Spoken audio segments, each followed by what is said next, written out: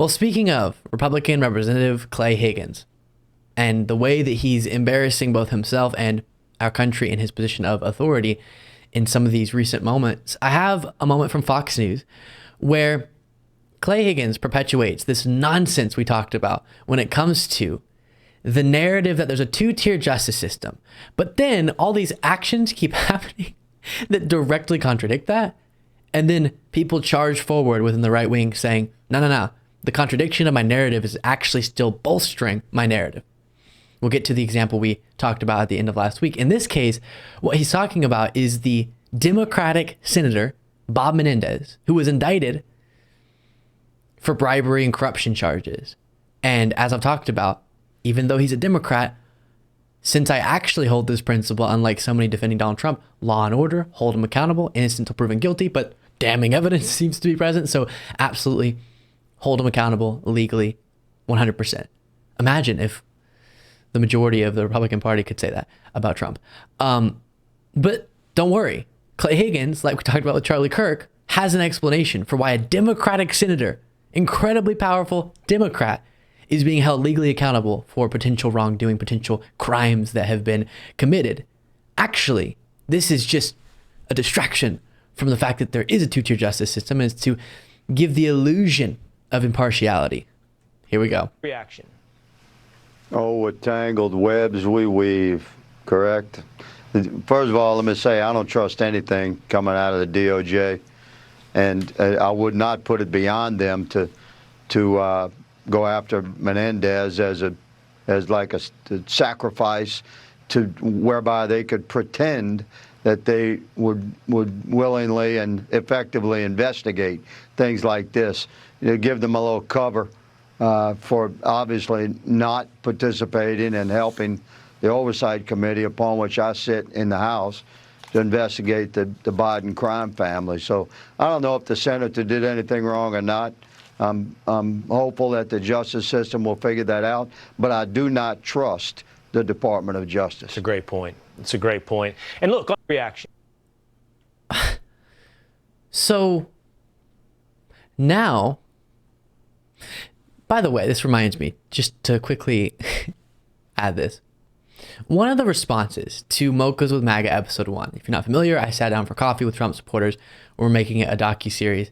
Episode 1 is out on the YouTube channel. Fascinating experience.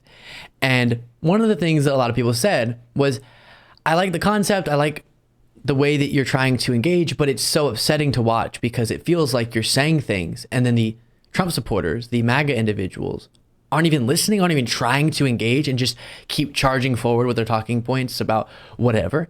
And so it got aggravating even watching the episode because it felt like, oh, why aren't they hearing what he's saying? He already addressed that point or whatever it might be.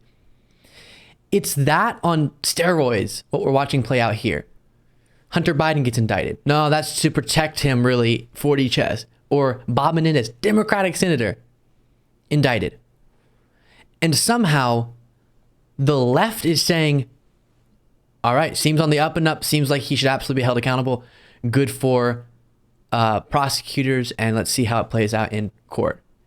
And the right is somehow twisting this to say maybe Bob Menedez shouldn't be getting held legally accountable because actually this is just a way to get us off the trail and make it seem like they're actually impartial when they're not. So it's impossible then, you're admitting, to change your opinion, because direct contradictions of this idea that the Democratic Party is being protected by the two-tier justice system that hurts Republicans and protects Democrats, contradictions of that just are slick ways to convince us that that doesn't exist. Okay, interesting, or it just doesn't exist. That might be where all the breadcrumbs are leading. And we talked about this clip from Charlie Kirk. It's important to understand the way that the fourth branch of government operates is with intentionality. There are no mistakes. There are no indictments without the right hand knowing what the left hand is doing. So the first most obvious takeaway is important. They're doing this to create the appearance of impartiality so that they can continue their jihad against Donald Trump. People listen to that on a regular basis. Yikes. Not to mention, Newsmax reports that Alina Abba, in an interview with Kimberly Guilfoyle, very strange, said, it's completely, everybody look over here. We're totally impartial. We're trying to be fair. It's fake. It's fake news. What they're doing here is trying. It's just like how they brought a felony charge for guns only against Hunter Biden. Why? Because it's the only way that they don't have to dive into Joe Biden. This is more of the same. So you have a vibe, a feeling that just so happens to align with your political agenda. We have a big fat stack of evidence that doesn't always help those that we're aligned with politically. Meaning, we observe and want a DOJ and a broader justice system that doesn't go after one set of political views more, or not more, because that can happen just based on who's doing what, but doesn't go after one set of political views based on their political views. And sometimes that means Democratic senators get held accountable legally. And we're okay with that.